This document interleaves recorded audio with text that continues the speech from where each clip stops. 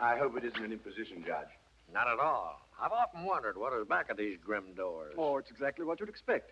1890. Excellent taste, inherited wealth. The faith of our forefathers. It's not always what meets the eye, gentlemen. When you see my Aunt Matilda, you'll understand why I sometimes think I live in a booby hatch. Then it's too bad. I used to walk by here with my father on the way to the cathedral when I was a kid. I remember how the carriage with green lamps stood outside. Span of chestnuts in park harness. Footman holding the bridle, lackey at the carriage door. The coachman up on the box, waiting to take the old Wall Street pirate and his 2 daughters to church. Now you can see why I'd give anything to avoid a court action. She's such a lovely old heirloom, despite her eccentricities.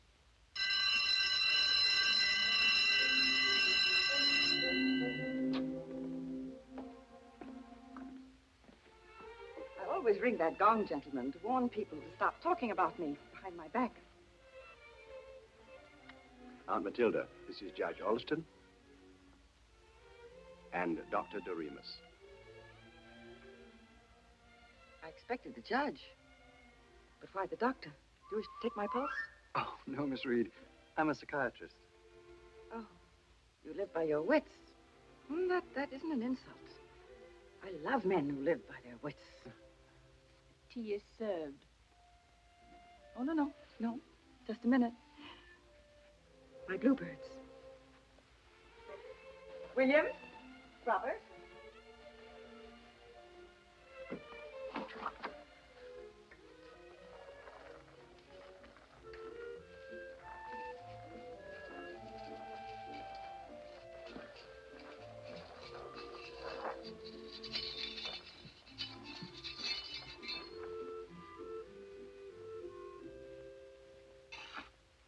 Now, ready?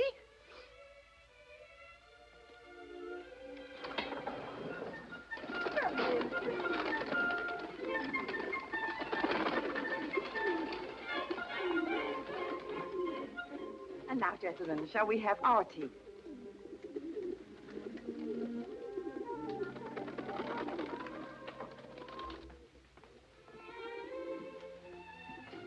Doctor, over there, please. Judge Alston. Philip?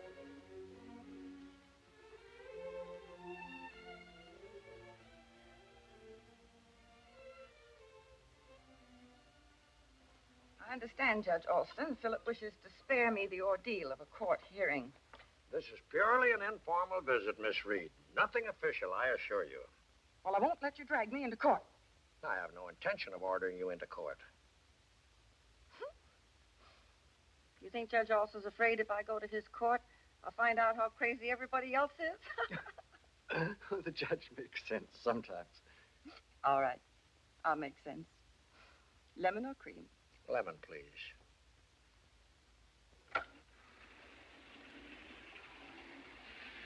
Make mine cream.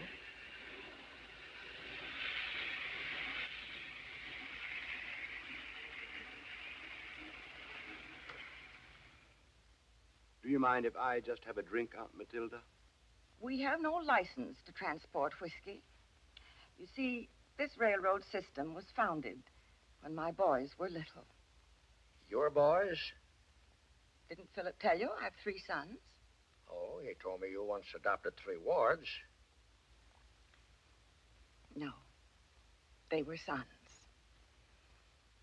Michael, Mario, and Jonathan. I suppose you're wondering about these little trains. They belong to my sons. In the old days, up in the playroom when tea time came, we always played railroad to bring their food to them. But lately, it's been a little too much of an effort for me to play with them down on my hands and knees, so It's fun pretending that my boys are here with me at the big table. Would you say that's crazy? No one minds if you play trains, Aunt Matilda. But it's these other things. A little item of $1,675,000 in the past 9 months. She bought $500,000 worth of dead rats. I gave a great many poor children $1 apiece for catching those rats. And they gave me this medal. It's worth $500,000 to me. And that camp for the unhappily married, $750,000. And she only prevented one divorce, a blacksmith and his wife. I got this ring for that. Of course, it's only made out of a horseshoe nail, but it was made by a very happy blacksmith. It is worth $750,000 to me. If you want to know where the rest of the money went, there's a diploma out there in the front hall. And when I think how hard I worked to build up those income properties, that rayon plant in Canada. And the rubber plantation up the Amazon, yes. Philip has managed very well. Then why, Miss Matilda, can't you settle all this amicably without a lot of dull court procedure? It'll be so simple to make Philip administrator of the entire estate. Oh, no. Philip has done well, but the bulk of my estate? Oh, no. Then whom would you trust? Any one of my 3 sons. I'd like very much to meet them. Indeed, you must. Where are they? Oh, I haven't the faintest idea. She probably wouldn't even recognize them now. That's what's so pathetic, Judge Austin. Aunt Matilda adopted 3 boys, gave them every advantage that she gave me, and then when they grew up, they walked out on her. And you haven't heard from them since? They refused to sponge on me. They decided to go out in the world and make their own way. Didn't you try and stop them? I love them for it. We'll be all right, they said, so don't try to find us. But if you ever need us, we'll be there. That's the kind of men my sons are, and I respected their wishes. Now, if you were suggesting that I turn my affairs over to one of my boys... You would trust a fortune of millions to boys you once befriended, from whom you haven't heard in years? Yes, and you would, too, if you could meet them. But how can I meet them?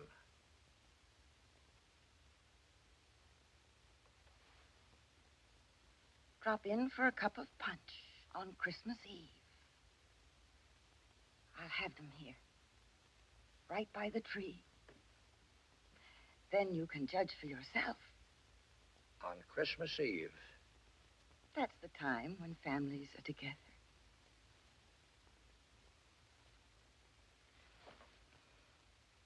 And now, gentlemen, if you'll excuse me, all this talk of money's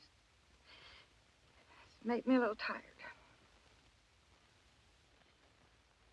It was awfully nice of you, Miss Matilda, to let us drop in. Don't forget to be here on Christmas Eve. Good evening, Miss Reed.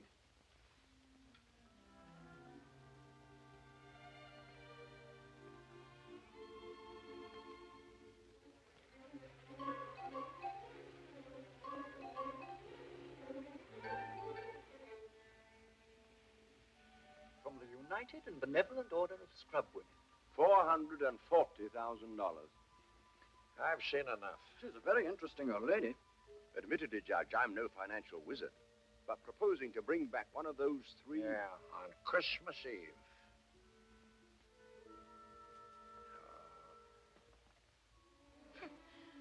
Wouldn't even recognize them. That fast train, madam. That would be Mr. Michael's, wouldn't it? Yes. And if Michael knew what they were trying to do, he'd come speeding back to me. Fast.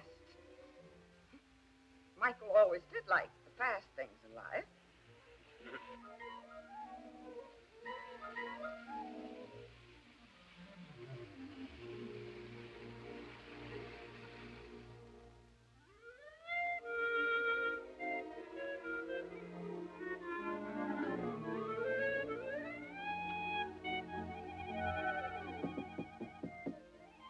Come in. Put it over there. No. You put it over here by the love seat.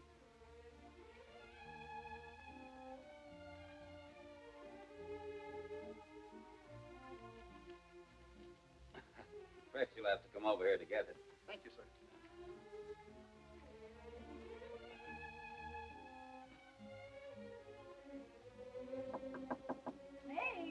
Oh, come in and get it over with.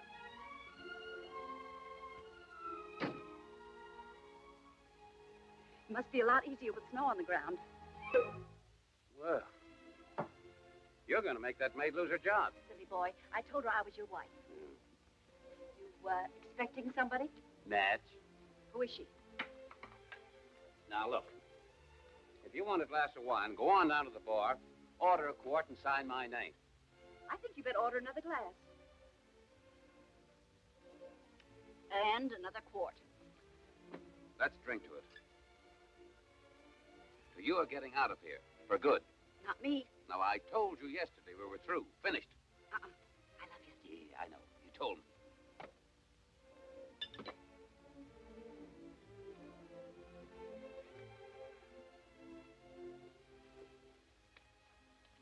What's the matter, Dreamboat?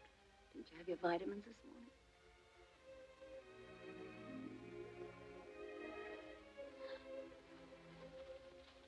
What's she got that I haven't got? I'll do anything for you. I'll learn to use those snowshoes. I'd jump off the highest mountain. I don't want you to jump. Just ride downstairs in the elevator by yourself. But quick.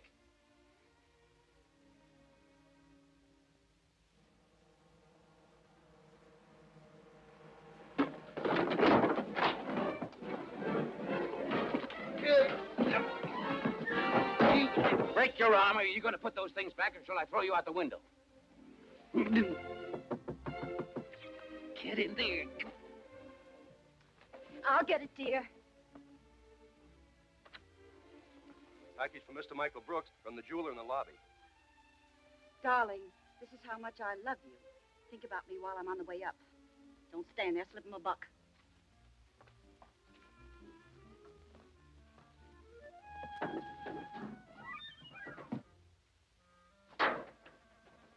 What do you suppose was in it? Here.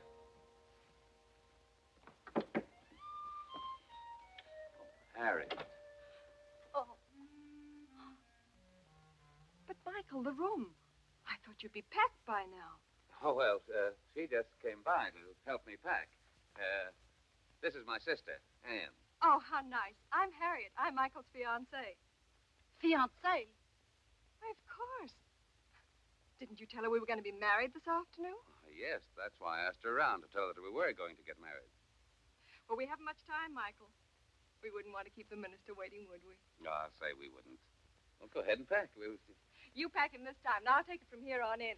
Don't forget his long flannels. Why don't you thank her for the lovely present? Oh, darling, it's just what I wanted. A little gold locket with my picture in it. I loved it.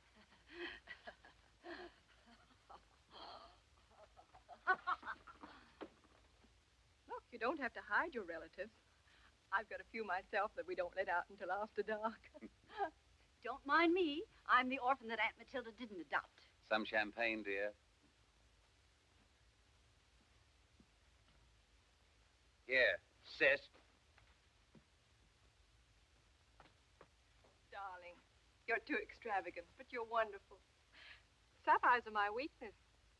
And this beautiful sable coat. Oh, just a few little wedding presents. Darling, I'm awfully sorry that she had to drop in here. If we don't get out of here, she'll try and go on our honeymoon with us. True. How true. That's grand. I'll tell Anne where to forward my stuff, and I'll just take an overnight suitcase.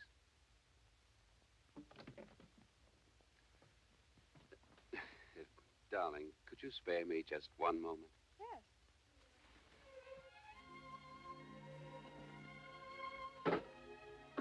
What's the idea of bringing my clothes in here?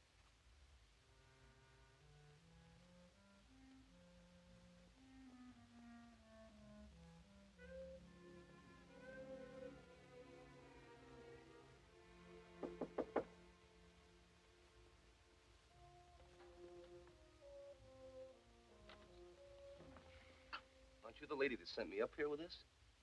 Came sailing out the window and hit the doorman right on the head. Thank you.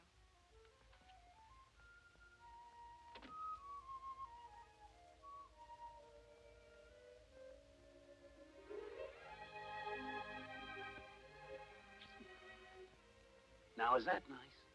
I'm supposed to be in here talking to my sister, and I'll have to go back in there with cherry pie all over my face. I'm not going to let you marry her. What's the matter with me? Have we had fun? Don't you love me? Look, sweetheart, of course I love you. But my marriage to Harriet, that's destiny. Two wealthy families. So, here I go. You're not going anywhere. I'm going out there and toss her through that big Here, window. come here. Come here. Come. Did you arrange things with your little sister? Everything's all set. What do you say we have a loving cup with Anne before we go? Not I. I wouldn't be a sister if I didn't tell this lady that she's making a big mistake. You're not the marrying type, Michael. I wouldn't say that, Anne. It's been my experience with husbands. He's the perfect marrying type. It may interest you to It may know interest that... you to know. Ladies, please. All right. It may interest me to know that Anne's not your sister. Now, look, Harriet, I can explain everything. Terribly sorry about all this, Michael. The moment I laid eyes on you, I said, that's the guy. But I'm selfish enough to want you just for me. Thank you for all these beautiful presents. And take good care of your little sister.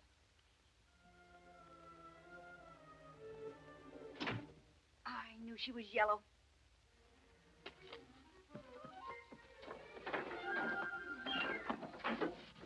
I'm going to break every bone in your body. Michael, if you were just a few jumps ahead of the sheriff, I wouldn't have let that money bags get out of here honest. I would have taken the powder. If that's another rich widow, oh. Hello. Mr. Philip Hastings is calling on Mr. Brooks. Oh, give me. Tell him I can't be disturbed. He's already on his way up. Well, stop the elevator. Pull him out. I won't see him. Send us the dinner menu, please. Aren't you hungry? Maybe I'd better... No, no, you don't. You're so good at getting rid of people. Just try your hand on this bird.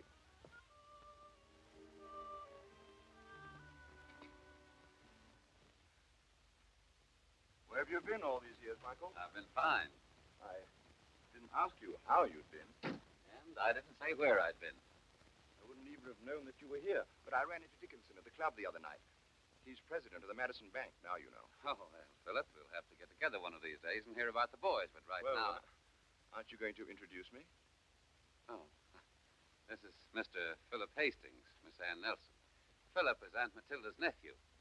That sort of makes you first cousins, doesn't it? Well, isn't this cozy? Won't you stay for dinner? The menu's coming right up. Philip is one of the busiest men in New York. He manages Aunt Matilda's estate. Only part of it. No, I really can't stay for dinner, Miss Nelson, but I never pass up the chance of a glass of wine with a pretty girl. Yeah.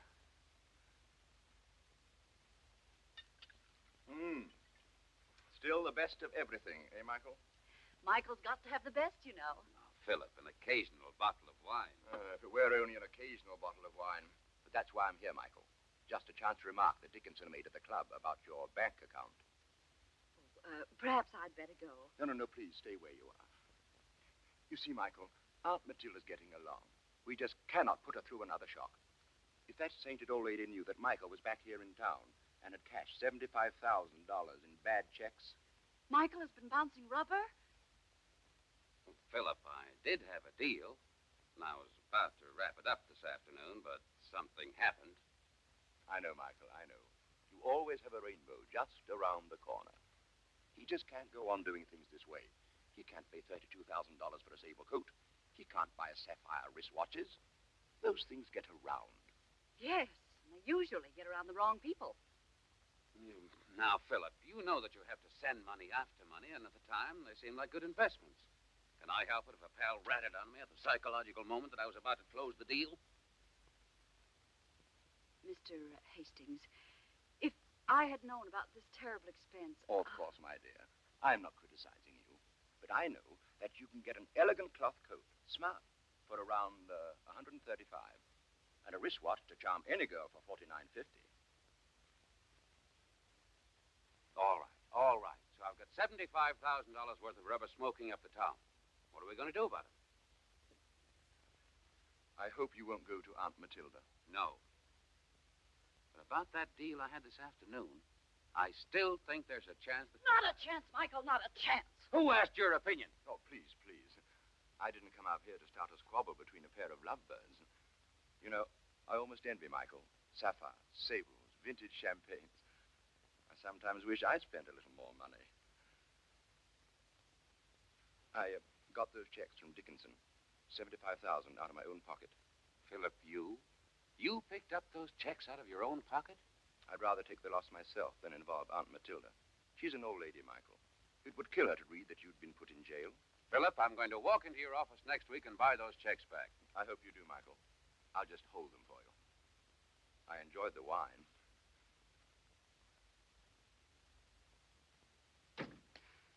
$75,000 without a whimper. Hasn't it all turned out wonderful? Oh, you're crazy. Oh, Michael, I thought I was going to lose you because you're a rich man, and now you haven't got a quarter. Isn't it wonderful?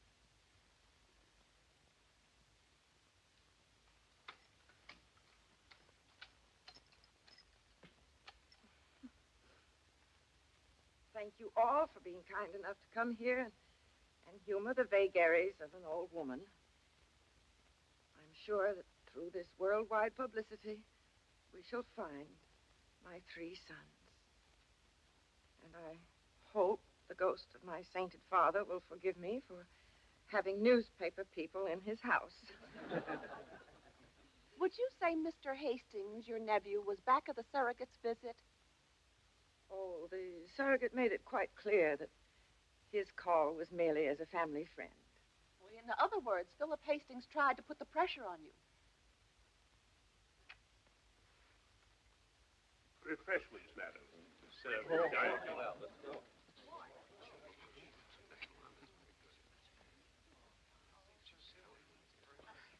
Tell me more about this nephew, Philip, and what was the surrogate's real attitude? He thinks I'm crazy.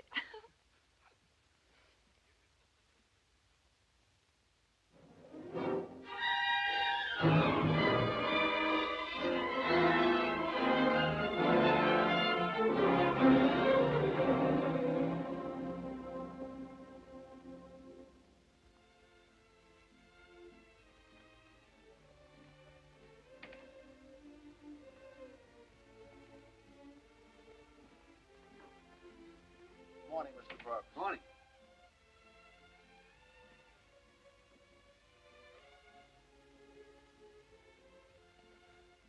Imagine that. They say the old lady's crazy. The whole world's crazy. Natch.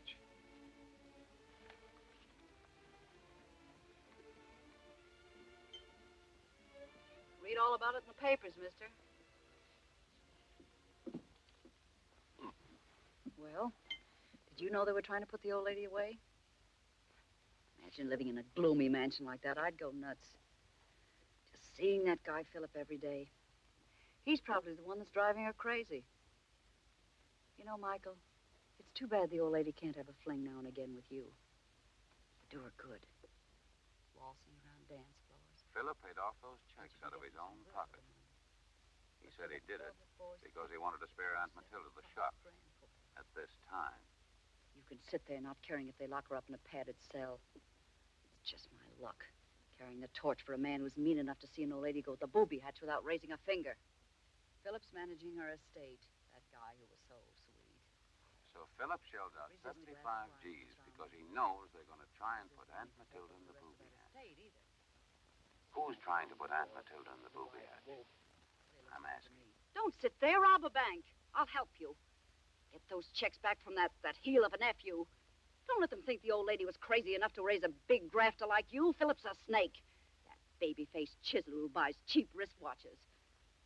Suppose you do go to jail for a little while. Pretty magazine. Philip paid all that dough to get a stranglehold on me. If I could only get those checks back. Smart boy, that Philip. I don't care if we live under the Brooklyn Bridge. I don't expect people to be on the level about little things, but this. Well, don't sit there like that. Do something. Come on. We're going to call on Cousin Philip. Waiter. Waiter. Well, Mr. Brooks. Good morning. Yeah.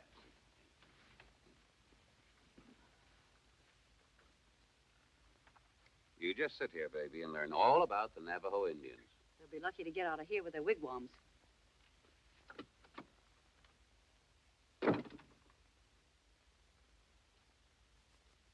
Philip, after reading the morning papers, I think I figured out your angle on those bum checks. Well, the papers are wrong. I don't want any more responsibility about Matilda's estate than I've got. But, Philip, Don't come here accusing me of trying to take over more of Aunt Matilda's fortune than she's already heaped upon my shoulders. It turned my hair gray, making this rayon factory in Canada pay off. And that rubber plant up the Amazon. I got malaria there. I picked up your checks only to save Aunt Matilda further shock. Well, I guess you're right, dropping me that $75,000 hint to get out of town. I don't suppose I'd make much of a showing at Aunt Matilda's hearing, especially if the surrogate got his hooks into me. Now you're getting at the heart of the thing, Michael. I dare say the further away I am, the better it will be for Aunt Matilda. But I do want to work out that debt I owe you. So, what shall it be? Canada or the Amazon? For heaven's sake, stay away from those dreadful places. But, Philip, I haven't got a button. We'll make the girl hawk the sable coat and the sapphire watch. Oh, the girl that got those. She's just water over the dam.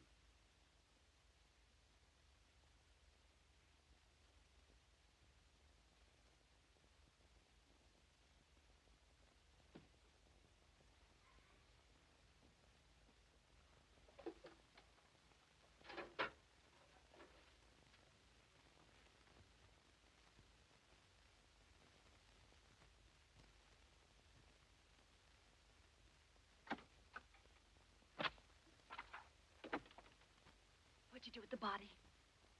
Will you marry me? Did you go in there and tap him again? And after we married, $10,000 worth of Palm Springs. Thought you were going to punch him in the nose. Horseback riding in the moonlight, winter fruit, desert sun, bingo in the lounge. Well, you finally taught me a lesson. Always glad to help a girl out. It's been nice knowing you, Michael.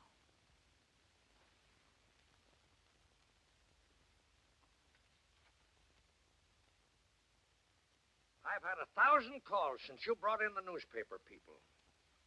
I make a friendly visit and suddenly find myself accused of trying to railroad you into an asylum. But I had to take a long chance. How else can my sons know that I'm in trouble? You wouldn't be in trouble if you'd only stop these eccentricities. But you don't understand. Dear Miss Reed, it is you who don't understand. If you make it appear that I'm trying to deprive you of your freedom in some sort of unethical way... I've told you, Judge, that you can't stop her. You see, now the judge has got to take this into court. Don't put words into my mouth, Philip. If you persist in this hue and cry, you'll force me to do what I came here off the record to avoid. Then I assure you that I won't do it. And I'm very sorry if I've caused you any embarrassment. But don't forget that you promised to drop by on Christmas Eve. Yes, I promised. Providing you do nothing further... No, of course not. So don't worry about it. And I will have my sons here on Christmas Eve.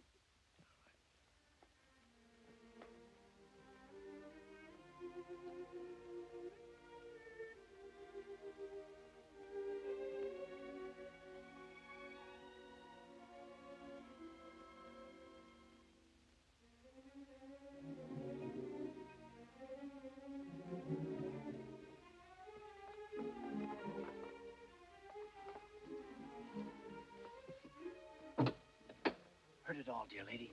That's my trade. A private peeper with a near-forever keyhole. Yes, well, pour yourself a drink and then make your report. Thanks. Got some news for you, dear lady. Good. Located your playboy. Michael's here. He's in New York. And he'll be here Christmas Eve, I know it. Not a chance, dear lady. Some checks bounced right back in his face, and he had to blow town. Checks? Bounced? Yeah, bad checks. Just when he had a deal all set to marry a lady by the name of Harriet Rhodes. Harriet Rhodes. All the money in the world wouldn't make Michael marry that money bag.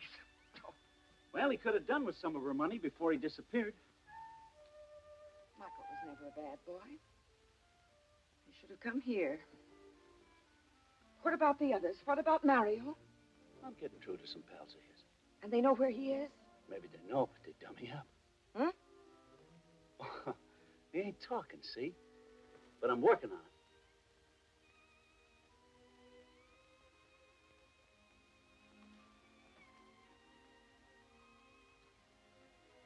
Maybe he's so far away, hasn't heard about me.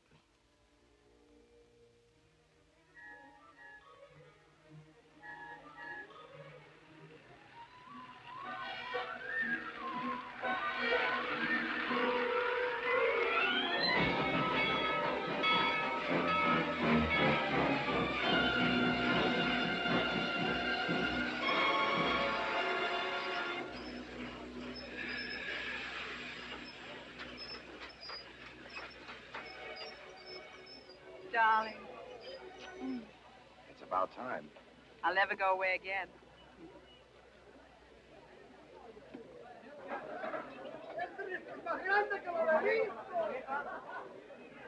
Señor Mario!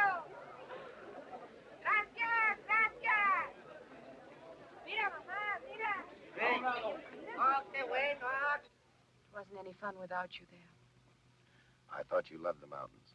I thought so, too. But in the mountains, I loved only you.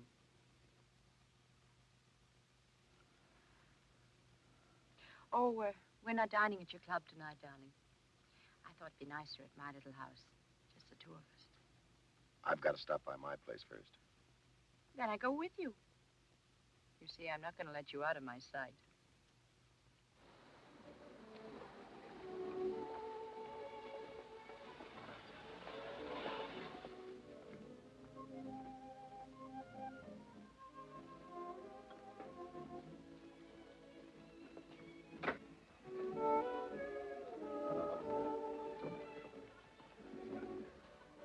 Can I talk to you a minute, Jack?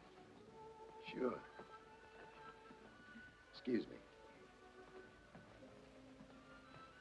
There's an FBI guy in your office. I figured you didn't want anything like that waiting around outside. Tell him I'll be right in. Give me 2 minutes, please. All right, but not 1 second more. Sit down. Hurry.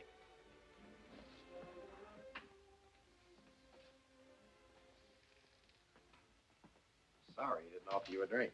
Thanks, he did. But I never drink when I'm working. Thanks for warning me.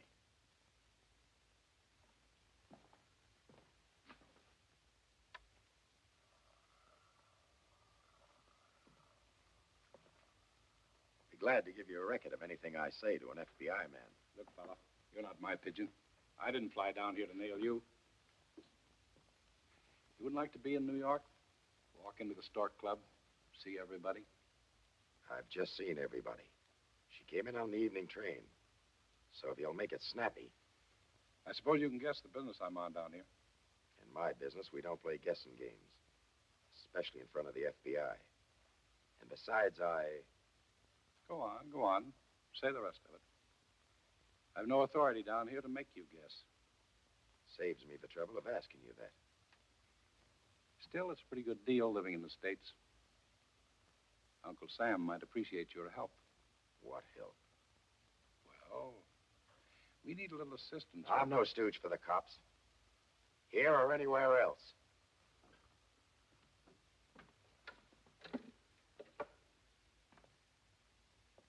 This is a swell country. I'll be glad to introduce you to the Minister of Police.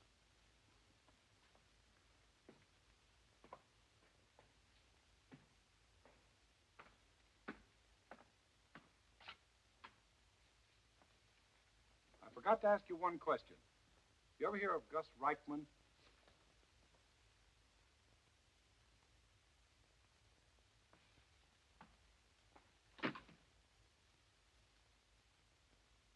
That's his picture. I never saw the guy before. Back in Nuremberg, there's a piece of rope waiting for that lug. He salted away plenty down here before the war, but we're not interested in his dough.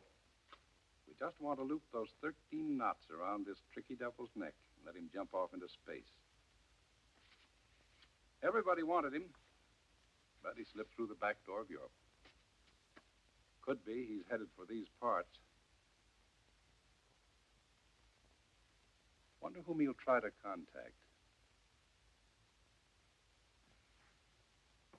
Would you like to make a guess? There you go with your guesses again. Seems to me you'd feel awfully good if you squared yourself back home. I'm satisfied here. Why would I want to go back? Well, that little old lady back in New York. Aren't you going to answer her call for help? What are you getting at? They're trying to get her fortune out of her hands. They're trying to say she's insane. You're lying. Why don't you read the New York papers?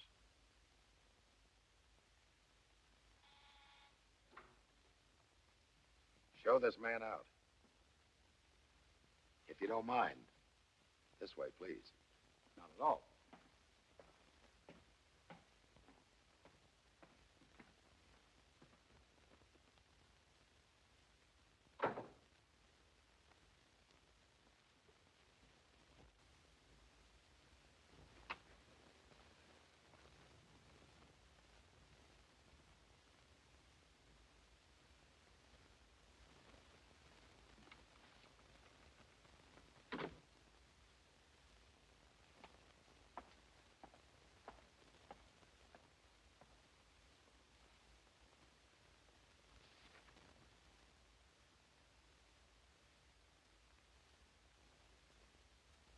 If you're thinking about going back, they'll pick you up on that old raft and you spend the next 20 years in the jug sewing mail bags. You won't be much help to the old lady. Have you been gabbing with that guy? Not me. I just happened to overhear what you're talking about. Look, boss, down here, you're an important guy. Well, look at the setup you got. A big paying business, it's a swell life, and a wonderful girl. Well, even if the old lady is crazy, you'd be screwier than she is if you went back.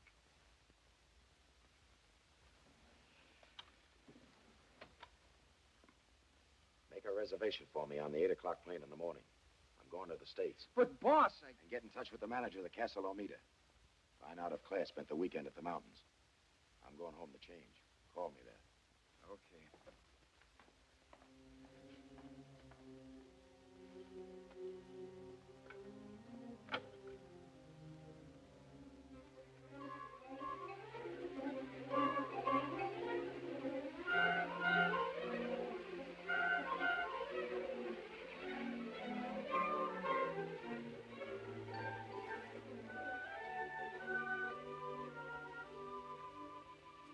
Have you any idea how many toy trains are wrecked by fathers on Christmas Day?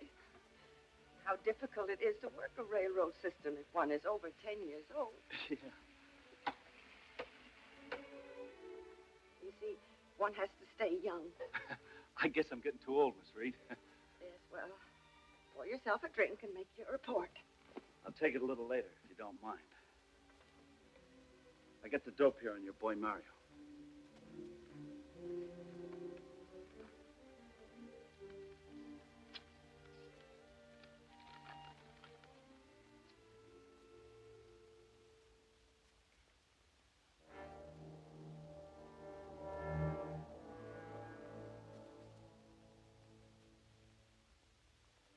Where is he now?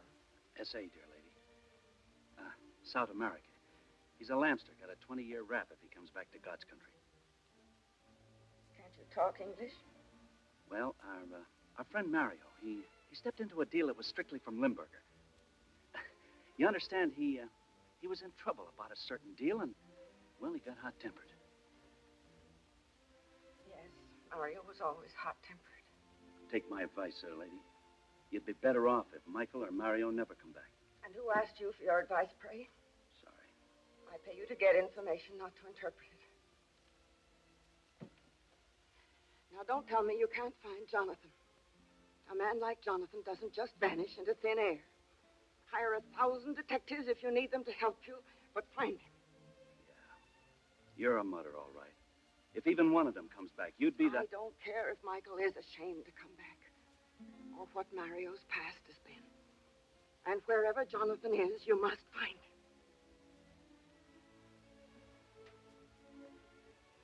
They've got to be here on Christmas Eve. They're my boys when they need me. They need me.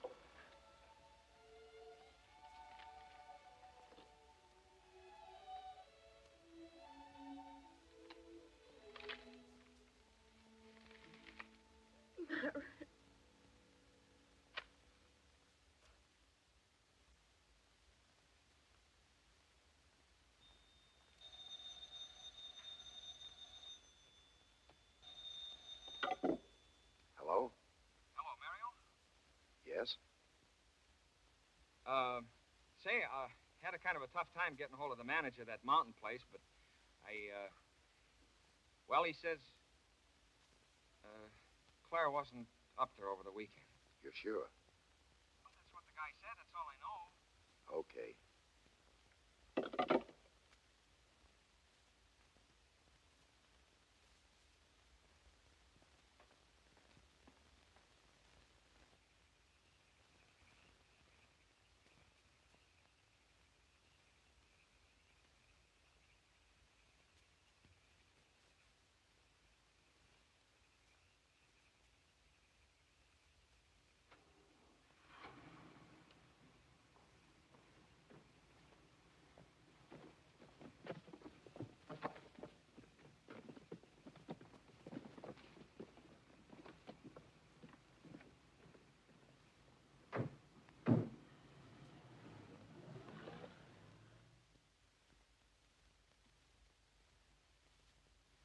Your obstinacy has become quite trying.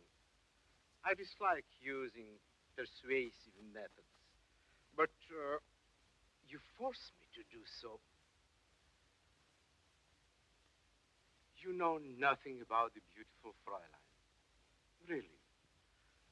Oh, I'm tired of hearing you say that. Such a lovely girl. So wealthy. Together you must have had such wonderful times spending her money. You don't know what I'm talking about. You don't know where the money came from that built your magnificent nightclub. You shut your eyes and thought it just grew. Now you are going to the States, taking the rest of it with you. And she'll meet you there later, perhaps. I don't know what you're talking about. What a pity. Let me refresh your memory. I sent her here with $10 million in cash and jewels. One day, I told her I will come also to enjoy our fortune together. I have come. But the money, where has it gone? Has it legs? Has it wings? Has it? How do I know?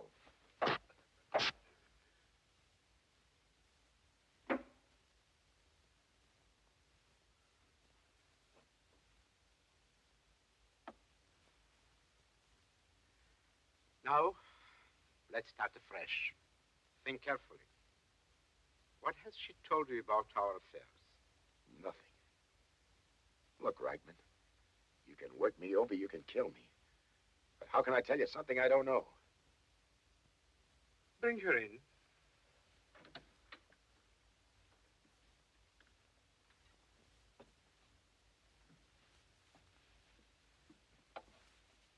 It was very nice of you to come, Fräulein. May I introduce you to... Mario. Oh, but of course. I had almost forgotten that you knew each other. What is this? I'm on my way to your house to find out why you left the office and his strong-arm men picked me up. What's the score? You animal. Come now, Fräulein. If you had been more informative, this wouldn't have happened. I can be very persuasive. Stop it, Gustav. He knows nothing about you, nothing about your money. With two people as close as... Well, that's very difficult to believe. Is all this true? Yes. A guy in a fancy uniform and a smooth line, and you fell for it. What a hero. Well, if that's what you want, you can have it. Leave him alone, Gustav. I'll tell you about the money. Oh, so? Now we're beginning to get somewhere. Oh, darling, I was a fool. I didn't realize how rotten they were. How rotten he was. When I came to my senses, I swore the money would never get back to him. I told him so tonight. I'm not interested in your sentiments, Fräulein. Gustav, I'll make a bargain with you.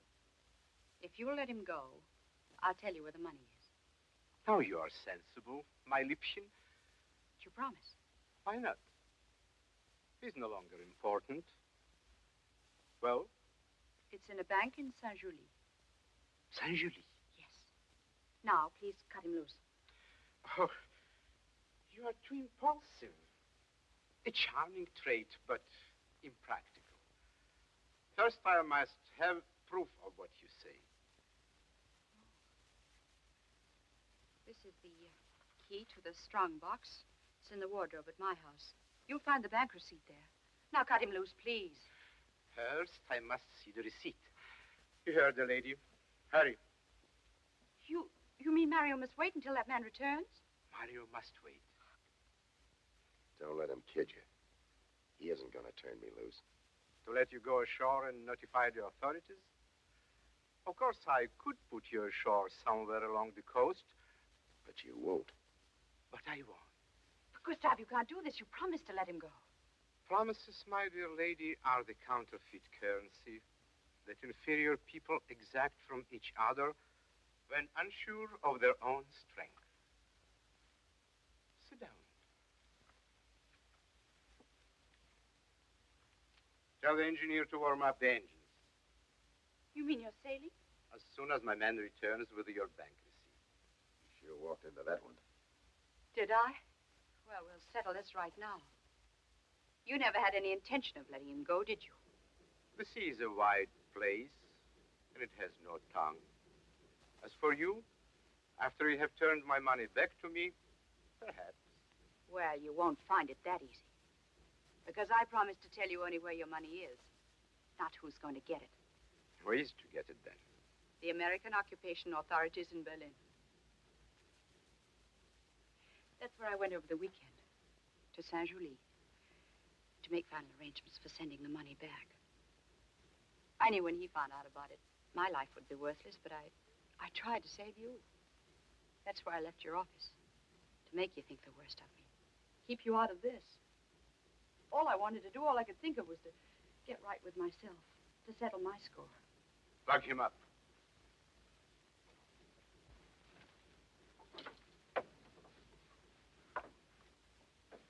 Oh, yes, you are worrying about the charming Fräulein Claire.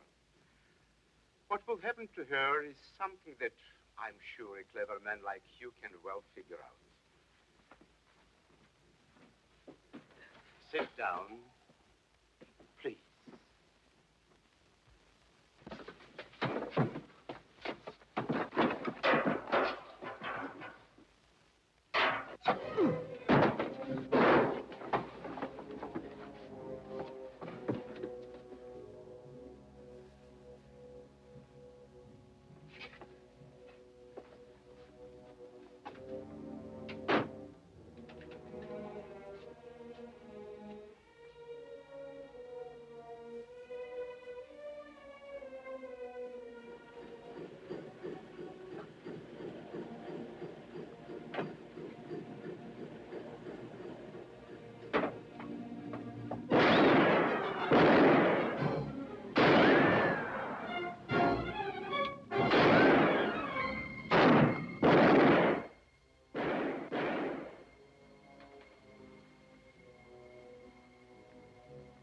The engines are stopping. Yes.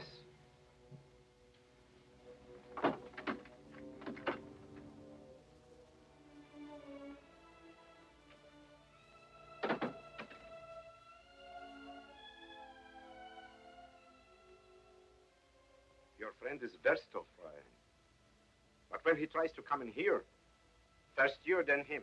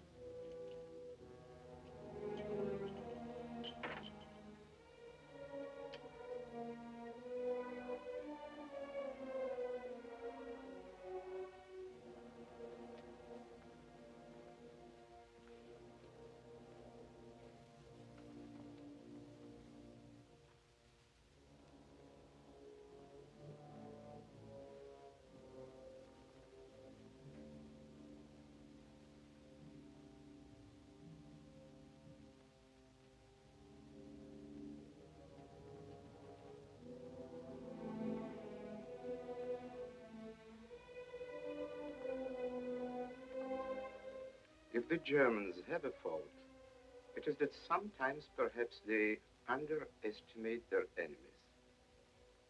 It will not happen again.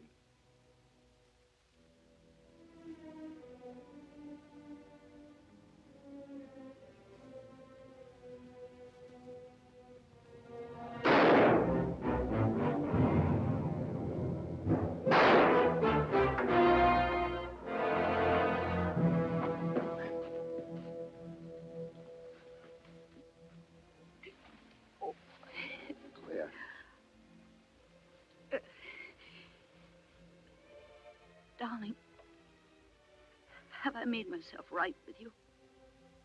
Have I? You bet you have. Oh, I'm so glad.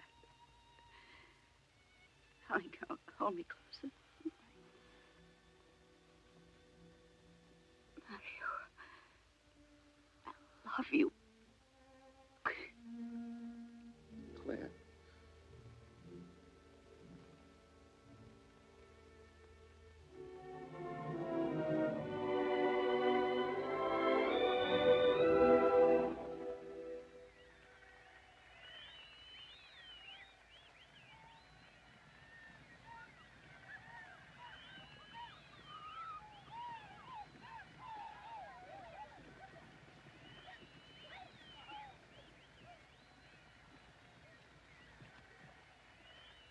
Seen anybody that looks like him yet?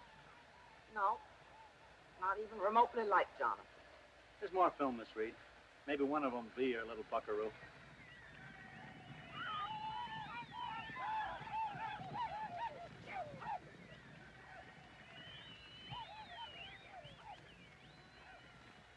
Jonathan. That's Jonathan. Look, William, there he is. Yes, madam, I see him. I see him. Oh, my, now, doesn't he look fine? Wonderful, madam, wonderful. Jonathan. Let us out of here.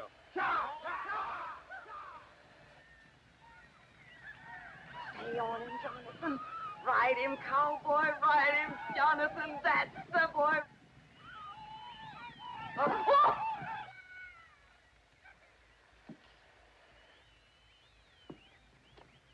Get up off that ground, Jonathan, and ride him. Shall I rewind, madam, and run it again? We're going to run that 50 times. Yes, madam. What are you sitting there for? You found him, now go and get him.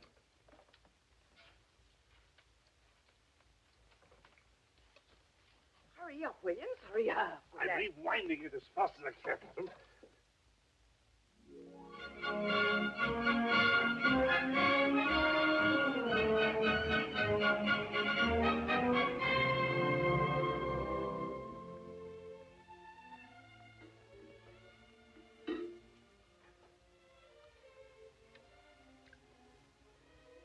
Perfect, Williams. It's a perfect Christmas punch. Thank you, madam. Oh, are there any further orders for Robert before we leave? Robert. Remember, Robert, when Williams brings Mr. Jonathan to the car, you must conduct yourself as though he had never gone away. Yes, ma'am. I even have the packet of sense and to give to him before he kisses you. Well, he may not be ashamed of drinking now.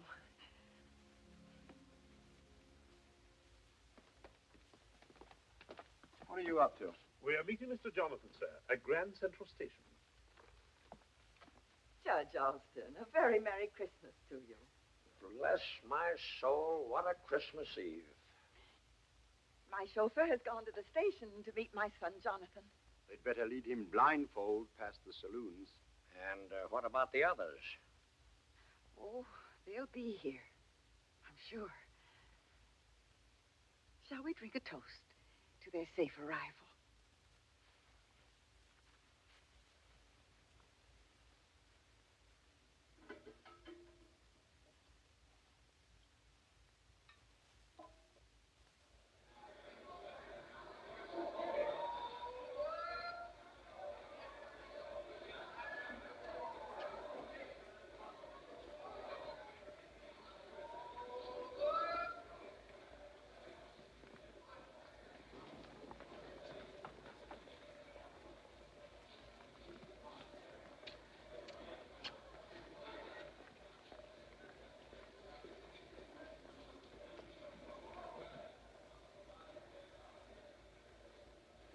It's old Bill himself. Mr. Jonathan, how's Mom? Miss Matilda will be even better when she realizes how strong you are, sir. The car is this. Robert's still driving? He insisted upon coming this afternoon, sir, in your honor. Oh, then let's get him and have a little snort in his honor. Robert has to stay with the car, sir. Then we'll take him his share in a paper cup. Come on.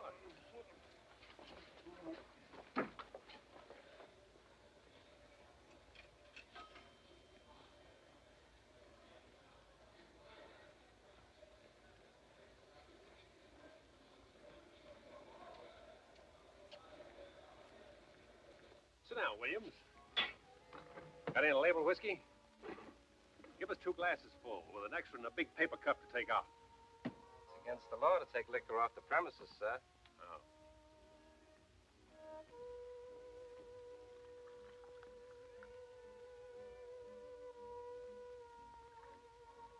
Hold on there, stranger.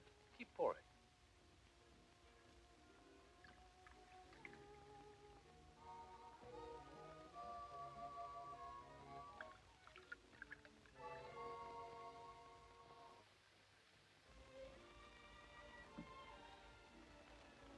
Oh, that ain't for Robert. Go on and drink it, Williams.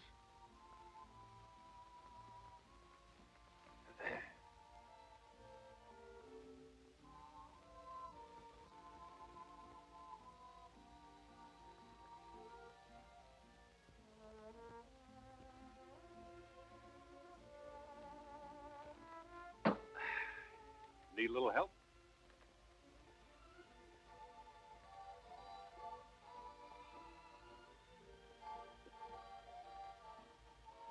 Shall we go now, sir? Oh, where'd we go? Liquor's good. Pretty scenery. Miss Matilda would be alarmed, sir. Oh, I forgot. Hey, partner. Keep the change. Come on, Williams. Thanks.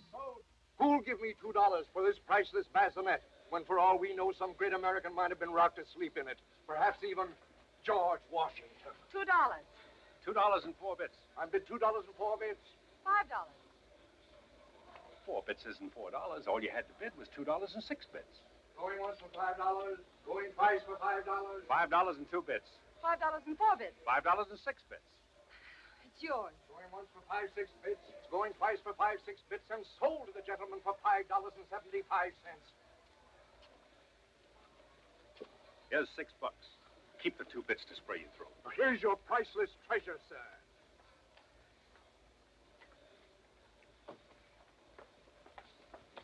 What's your hurry, ma'am? I want to give you this rockabye thing. Why, sure. I only spoke up like I did to keep someone else from rushing away from you at a higher price.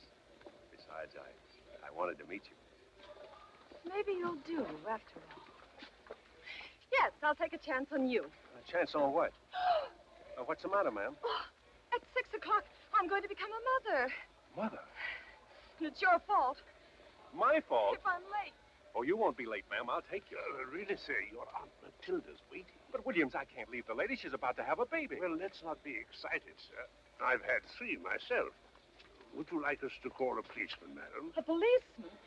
Are you afraid to take me there without a policeman? Why, ma'am, I'll be glad to take you anyway. But really, sir, your aunt, I mean, we can never explain this to her. We haven't time to explain, Williams. I've got to get going. Yes, we've got to get going. Quick, Williams, the car. Where do you wish to go? 128 West Meredith Street. 128 West Meredith Street. Tell him to hurry. I've always heard it ain't best to drive fast under these conditions. But it's all set for 6 o'clock. And where I come from, they don't go by the clock. They just sort of, take you by surprise, natural-like. I know. But stick with me, cowboy. This is something special. Oh, sure. You know, you kind of had me wondering at first, but I guess I know now why you were so anxious to get that cradle. Won't you please take it from me as a gift to the little fella? Look, can't you make them hurry? I simply must be there on time, or I'll... Yes, ma'am.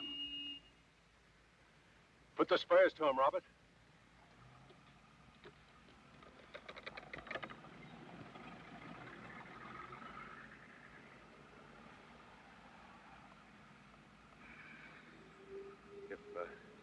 If you and your husband don't mind my saying it, ma'am, you're an awfully pretty little mare with My me. husband? Oh, yes, my husband. Thanks, stranger. You're kind of pretty yourself. Maybe the fresh air will give you a little extra time.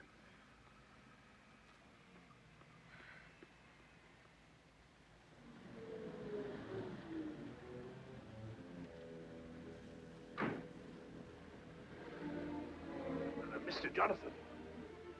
Be careful. She'll pin more things on you than she will on the baby. Look, lady, Please, not right here on the sidewalk.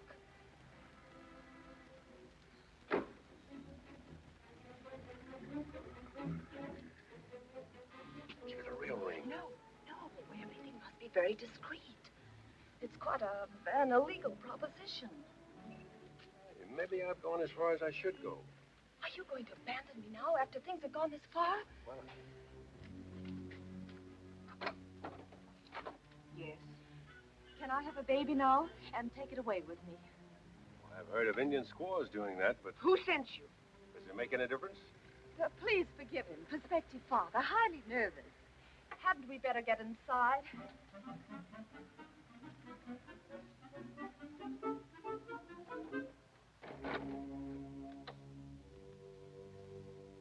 The doctor will be here in a moment. I think you'd better relax on this couch. Oh. Isn't it going to be wonderful? Papa? What's this all about, Mama? We've come to adopt a baby. You must pretend to be my husband. Pretend? Well, that ain't hard. We must be a childless, loving couple, or they'll never let us adopt one. In that game you were playing at the station, that was just, Yes. Oh, please, play it my way, just 5 minutes. Don't you trust me? Sure I do. Just as long as you don't try to pin down my gun hand. Please, let's be a loving couple. My name's Jean. And mine's Jonathan. There are homeless babies in this house, lying in their cribs defenseless. Every day it's some baby's turn to be sold across the counter to the highest bidder. It's a shame a girl like you has to buy one. Did you pick me out because I look I picked you out because you look the part of a big, tender-hearted hero. Ain't you putting too much jam on the bread? No. It's all in fun. I'm not complaining. I'm only doing this in case somebody's spying. I don't mind it under any circumstances. Care to make it a lifetime job? Now, don't let being a prospective father go to your head, stranger. Good evening. Howdy. Now, don't be bashful, Jonathan. We'd like to look at some of your yearlings. Who sent you here? We were told to say Max sent us to see Dr. Bunyan. I'm Dr. Bunyan. You see how it is, Doc. We've been married now 5 or 6 months, and we don't have a single baby. Oh, he means 5 or 6 years. I'm afraid I don't like your looks, madam. She doesn't like your looks either. But we didn't come to adopt you. Well, you threatened me in my own house? He's so quick-tempered, Doctor. It's because he's never had any children. I bid you good evening. Raise the hands to the perpendicular. I came here to buy my little wife a baby, and by golly, I'm going to buy one. Come on, honey, let's go to the corral and look at his stock. Jonathan, this is no way to go about adopting a baby. What makes you so trigger-happy? Put up that cannon before I take it away from you and spank your little hands. I'm sorry, Doc, but you know how it is with expectant fathers. I admit it's a little irregular, but we're prepared to make it worth your while. 100 white-faced heifers for one little pink-faced calf. Well, right now we have only 3 baby girls up for adoption. But you understand everything must be completely legal before we entrust you with a child. Well, you talk like a horse thief. Jonathan. Please, Doctor. Well, if you'll follow me, I'll let you look at our babies.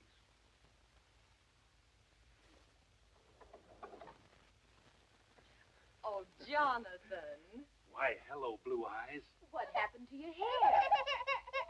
Oh. Why, it's time you were weaned and given the run of the range. Oh, they're all adorable. Don't touch the children, please. Oh, that's what they need. Someone like her to love them and kiss them. That's no way to hold a baby. Ooh, but the cattleman out my way wouldn't give to have you around.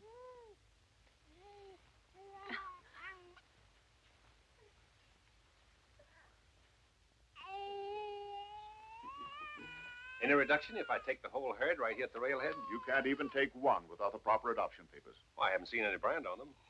Where's your bill of sale? Oh, I told you not to mind him, Doctor. He's frustrated. If we pay the adoption costs and leave money to cover expenses for the necessary steps you have to take... Don't get me wrong, sir. I feel sure that this lady is an investigator for a busybody humane society, that she brought you along as a stooge. Out of respect for this man's sincerity, his obvious wholesomeness, you're both free to go before I call the police. Is what he says true? Are you working for the police? Well, in a way I am. Can you prove it? Here's a fire pass, a police card, and the rest of my credentials.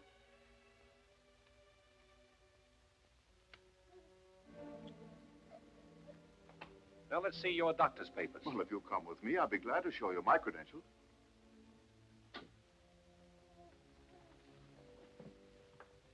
This way, sir.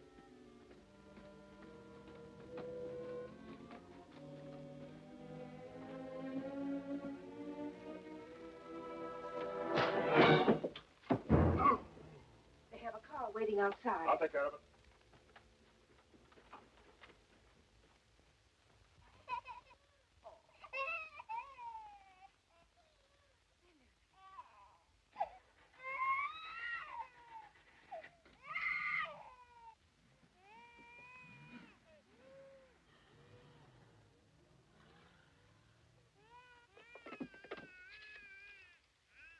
Operator, get me the police.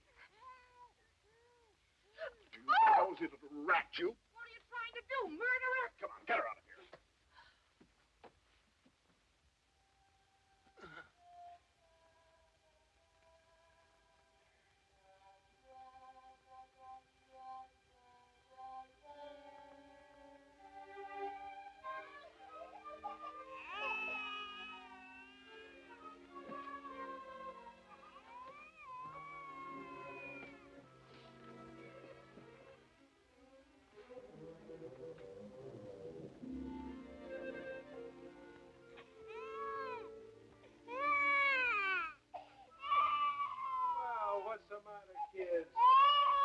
Brown eyes, take it easy. Everything's going to be fine. Fine.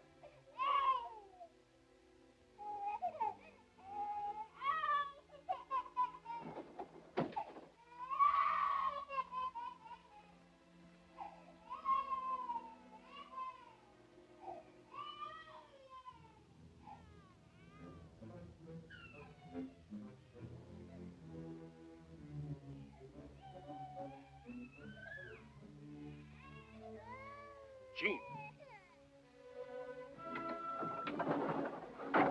Gene. Gene.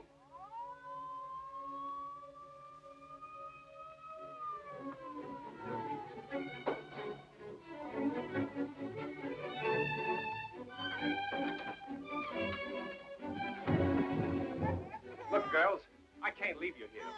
I know of 3 other kids that were fished out of a joint like this.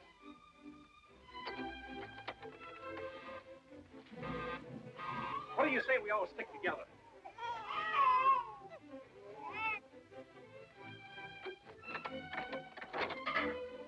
That's the girl, brothers. All right, boys, take it in.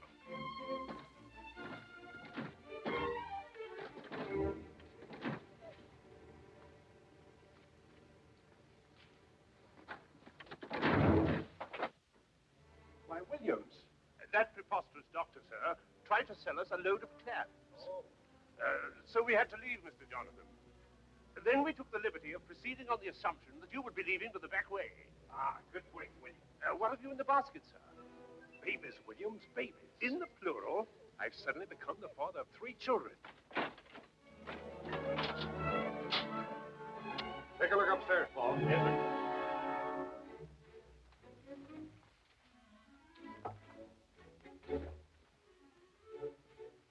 Find the light switch.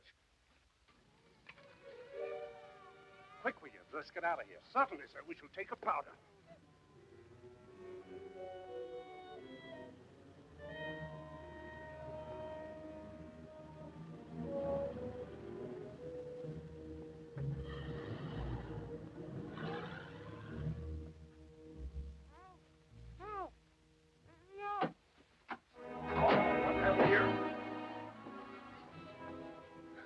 happened here, miss? I came here to investigate a baby racket. All on your own? Has someone looked after the babies? You're the only baby around here. We found these two running down the street, Sergeant. We thought you might want to talk to them. That cheap heel stole my babies.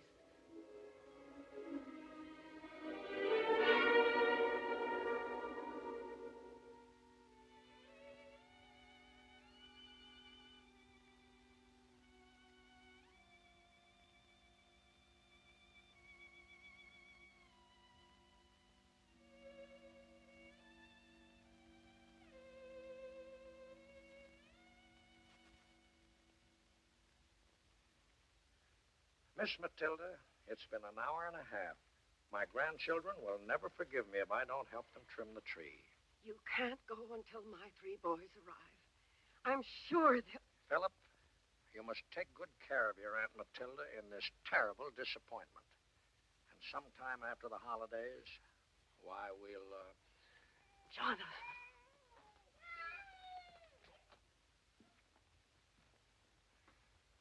I got here, Mom. Jonathan. Oh, that's nothing, Mom. I just cut myself while shaving. Oh, there's just no knowing what my boy's been through to get here. Look, Mom, let's don't stand here on the sidewalk. Let's go into the saloon.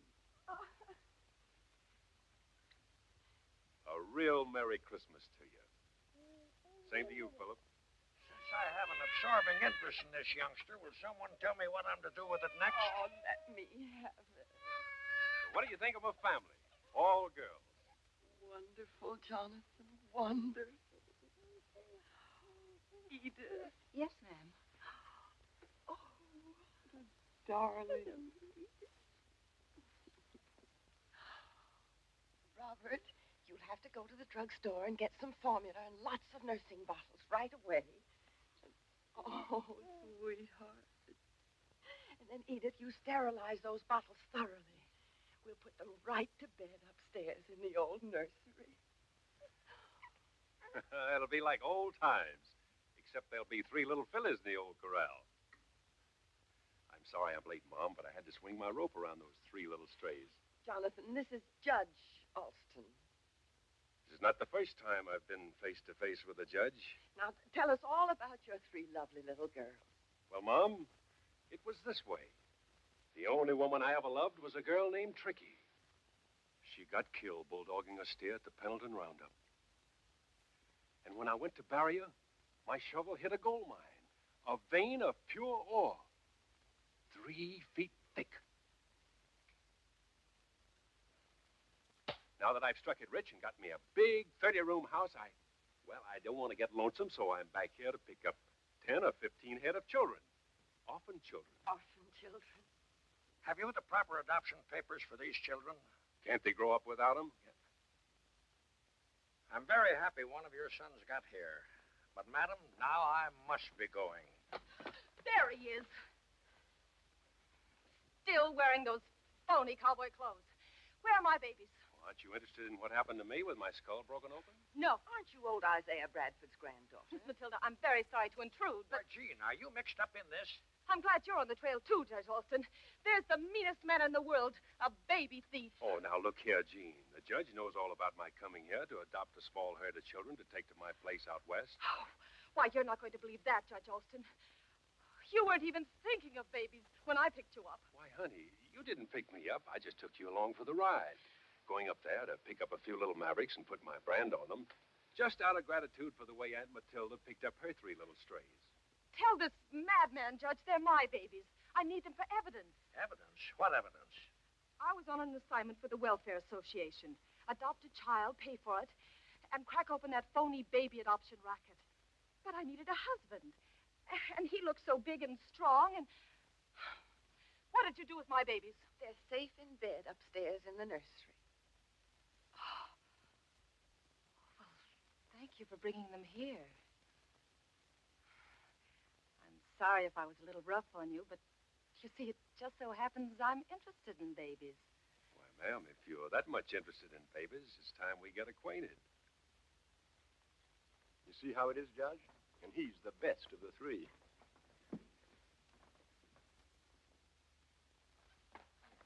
Now, look, miss, you've got to make up your mind. I have. But the babies, what about the babies? The whole thing is in Judge Alston's hands now, Sergeant. They're nuts. Just plain nuts. I beg your pardon?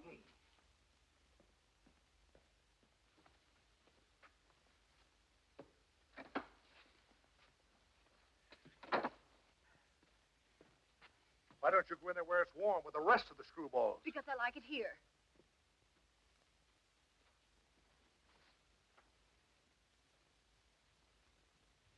I've been waiting to see if you'd show up, you bingo player. Now, Anne, not in front of Aunt Matilda's house. Aunt Matilda, haven't you done enough damage? If you go in there now, you'll ruin that old lady. Besides, they'll throw the book at you. Well, book or no book, it's Christmas Eve. If you go in there, I'll tear you to pieces. All right, tear me to pieces. But in here, where it's warm. Mr. Michael. Miss Reed, I'm very sorry, but I can't wait any longer. But you've only seen one of my boys, and you promised to meet all three of them. But, madam... Michael. It's Michael. Oh. I hope you don't mind my muscling in. Oh. Michael. Judge Alston, this is Michael, my second son. Oh, I'm sorry I'm late, sir. Merry Christmas, Philip. I didn't think you'd have the nerve. And you, my dear? I'm Ann Nelson. I came here because... Because Anne is my fiancée. Fiancé? Yes, I asked her to marry me in Philip's office. And very good stock, too. We need new blood in the family. Philip, you didn't tell me you'd seen Michael. I didn't want to break your heart, Aunt Matilda. He bilked me out of 10,000 cash, besides floating $75,000 worth of rubber. Yeah, and speaking of rubber, have you still got that factory 3,000 miles up the Amazon and that rayon plant in Canada? You know, I spent $10,000 trying to find those. Philip, you should be ashamed stealing money from Aunt Matilda. Dreamboat! Michael, I want you to stop it.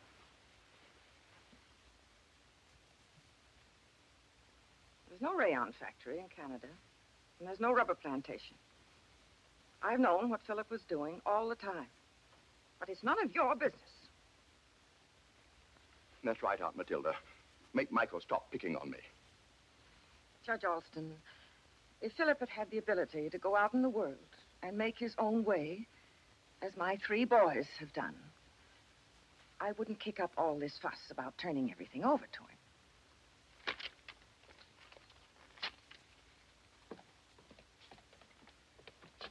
Mike. Johnny. Gee, I'm glad you made it. And look what I collected on the way. This is my son, Michael. Oh, how do you do? Miss Nelson, Miss Bradley. Well, you're just a baby. Oh, we have 3 children upstairs. Listen. Listen.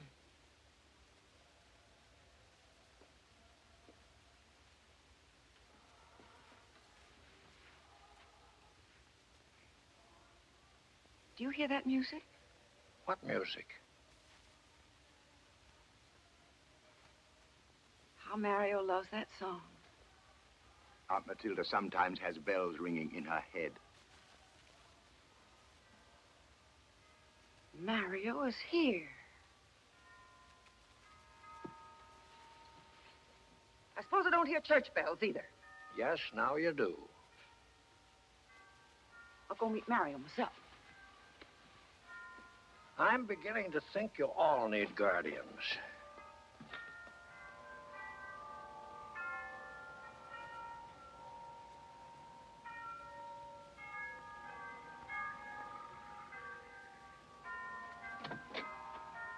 Mr. Mario.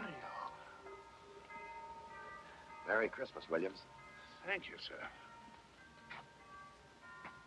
I figured you'd head straight for here. You took an awful chance, Mario. Let's go.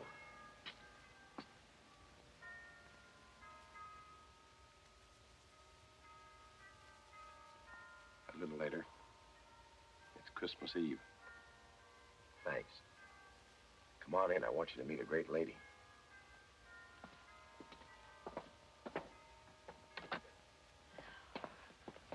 How are you, beautiful? You came here. You came to me in spite of all the obstacles. Let me look at you. How are you, darling Mario? I couldn't be better. How are you? That's the thing. Fine. Just fine. I'm Joe Bland, Miss Reed. My partner wanted me to meet you. But we have to leave for Washington tonight. It was very good of you to come, Mr. Bland. Won't you please join us? Thank you.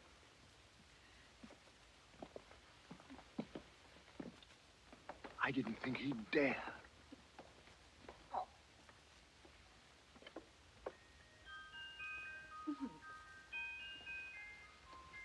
Hello, Philip. Judge Alston, this is my son, Mario. How do you do? How do you do, sir? And look who's here. Jonathan. Glad to see you. Well, glad to see you. Mario, I want you to meet Jean. How do you do? Well, Johnny, you still got an eye for him. He starts wearing blinders tomorrow. Michael. Good to see you, Mario. How are you? Fine. This is Anne, the future Mrs. Brooks. Oh, it's a pleasure. Shall we all have some Christmas cheer? Children, this is Mr. Bland. How do you How do you do? Mario Williams made this punch from that fine old New Orleans recipe you sent me. Yes, Mario. This is one of your memories of New Orleans. A pleasant one for a change. But I have evidence here of some unpleasant memories. Oh, yes. Philip's always kept close tabs on me. Oh, come, children, please. This is Christmas Eve. And my dream has come true. All three of my boys are here. And here's a Christmas punch. I'd like to talk to you, Philip. Now, privately. Judge Austin, you know that diploma I got from the scrub women was for giving them 6 little clubhouses. Is that so? Well, I'm going to give them 6 more. Merry Christmas, everybody. Merry Christmas. Oh, Mario. Shut up. Philip, 10 years ago, I took a rat for you for that deal of yours in New Orleans. But, Mario... And you ran out on me. Left me holding the dirty end of a deal that I didn't even know you made. You had Aunt Matilda right in the middle of it. But, Mario, Aunt Matilda... Yes, Aunt Matilda. But I made it my business to get back here in time to stop you. But you're not going to turn me in now. I wouldn't let you hurt her 10 years ago. I'm not going to let you hurt her now. No, I'm not going to turn you in. Thank you, Mario. I knew you wouldn't. Philip, we're both leaving town tonight, but you're going first. Where's your hat and coat? And I still don't see how my partner ever got out of it alive. It was really the most...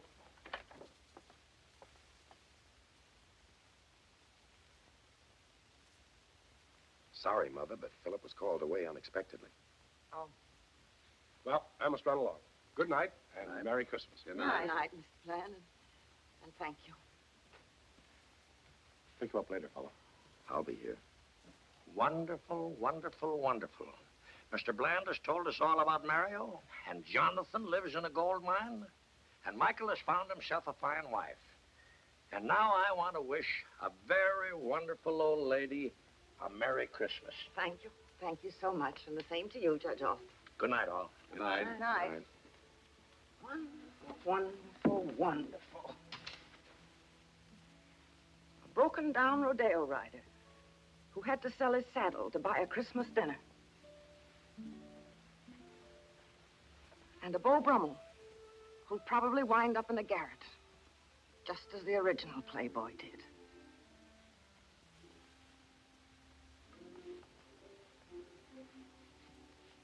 And a very important man from South America, on his way to Washington to close the biggest deal in his life. I told my partner he'd meet a great lady. Dinner is served. Thank you, Williams. Well, run along, children, run along. You heard what Williams said.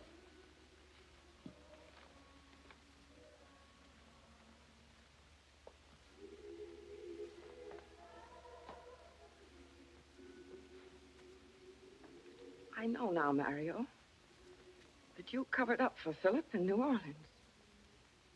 But I'm sure everything is going to turn out right.